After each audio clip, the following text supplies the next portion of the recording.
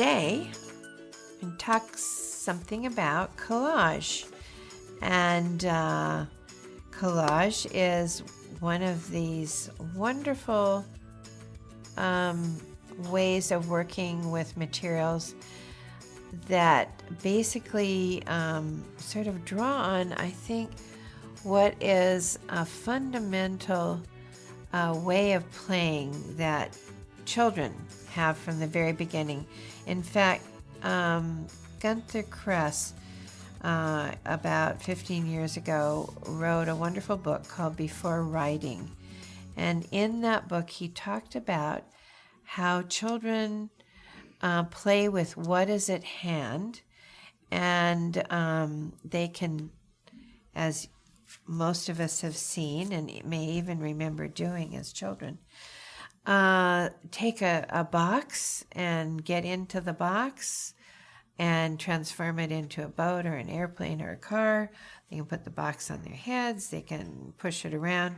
Anyway, that's playing with things, something that is at hand, making use of it immediately and imagining that box to be all kinds of wonderful means of transport. Also, when children play with materials on the paper, on the page, and draw with something that is at hand, one of the things that he talked about in that book that I was enchanted by, in fact, I was so enchanted that I incorporated the idea of it into a book that I did, and that is that when children draw something, which would be really a cool thing if I would actually do this. Okay, so let me do this. I'm going to quickly draw a funny little thing. Okay, here is something. I don't know what this is.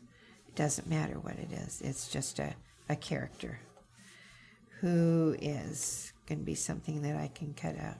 Looks like a weird... Oh, is it Franklin the turtle? No, I'm just joking. Okay, so it's some kind of a creature.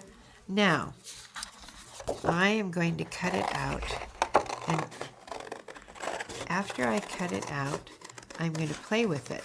And this is something that children do all the time. And the point that Gunther Kress made about children drawing something and then cutting it out and playing with it is very important, because what he said and what he found, and if you can dig into the depths of your memory, you might remember this, that this little creature becomes like a little puppet or a character that I can imagine in different play situations. So I could even, I had earlier put together a little scene here.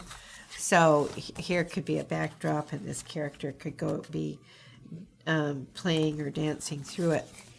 In any case, in fact, one of the things that I've done working with people who are trying to create a picture book and trying to work out how this story is going to take place across the 32 pages is to suggest to them that they make a big scene of a landscape, and that might include the houses and different aspects in the story, and then make some cutouts like this and literally move the character through the different aspects of the story as it takes place from one setting to the other.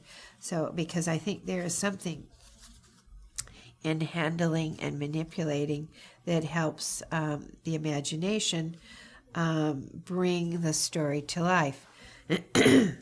So we did this as young children, and I think it may be the appeal of collage. And it's, to me, very interesting that in the past, I'd say 5 or 6 years, there's been a proliferation of picture books that have been done. This is the Snow Rabbit. This is a brand new book, and it is illustrated with little cutouts that are put in sort of what we would years ago have called little dioramas.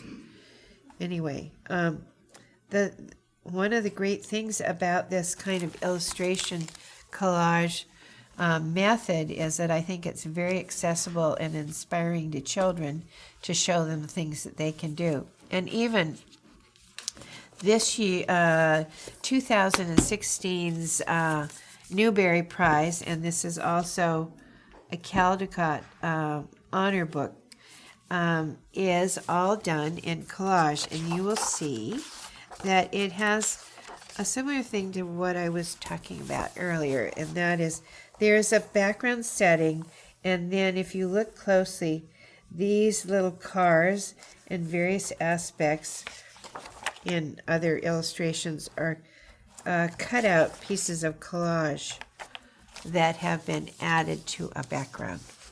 So, how do you do this?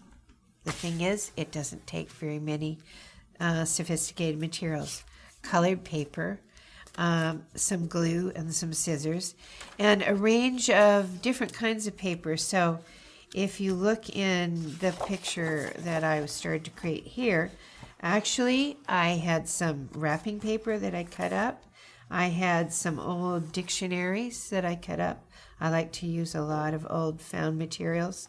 I have lots of pieces, thanks to the scrapbooking phenomena. There is now a huge range of really interesting pattern papers that you can buy and cut out and use, but you can find these things in magazines too. And if you're just doing artwork that is for your own fun and not to sell or for illustration, you can use things that you find in magazines. Now, why do I mention that? Well, I mention that because it's, as it turns out, if I was, as an illustrator, to illustrate a book with collage, I would have to make sure that any of the pattern pieces that I cut out, that I had permission to use, or that they were things from something that was long out of copyright or copyright free. So there are ways on the internet that you can find pattern papers and things that are available for you to use. Or the other thing, and this is what Eric Carle does. If you think of all of the work of Eric Carle, it's basically painted paper collage. And what he does, and there's a wonderful film about him that shows him getting up in the morning, going to his studio and saying, I'm going to paint some papers today. And he pulls out some colors, some great pieces of paper, and he just creates lively patterned papers in different colors. And then in his huge studio, he has drawers and drawers where he, after the paper is dried, it's sorted out by color. And I imagine not just by color, but probably by some of the patterns that are dominant. So he has all his own pattern papers to make. So of course you can do that too. I know that in the classroom, you might have to think about doing that over a period of time. If you were to try and do an Eric Carle project, make the papers ahead with the kids, give the paper plenty of time to dry, and also think about the logistics of where you're going to store a lot of drying papers. That may be the greatest challenge. But anyway, so Eric Carle, of course, is an important illustrator. He paints his own papers, and he's a great collage artist. Another wonderful collage artist is Steve Jenkins, and all the information books that he creates. Those are all cut out paper collages, and he's using different kinds of paper, and some of them I'm not sure, but some of them might be painted papers. That's also the case of Lois Ellert, and her books are all painted paper collages. So getting back to what you might do in the classroom and how you might work, you need interesting colored papers, not construction paper. This is a different, really nice acid-free papers that I get at different art stores and hobby stores. and some glue sticks and some scissors, and cut and assemble things. The other great thing about collage is that you create things, and you don't have to glue everything down at once. So supposing I wanted to add this crazy character, and then I had some other little bits, I would play around and cut things out to fit before I glued everything in. So maybe I decide, since I have all these birds, maybe I want to add a bunch of birds or white birds to this thing. So I cut them out, play around with them, and manipulate the picture. This is one of the values of working in collage with children, is it gives them an opportunity to let go of all their fears about, drawing, and sometimes the tight drawings that they do, and work a little more boldly and with things that they can move around before they commit to putting them in place, and they can adjust the composition till they feel they have it properly put together. That's the fun of working in collage.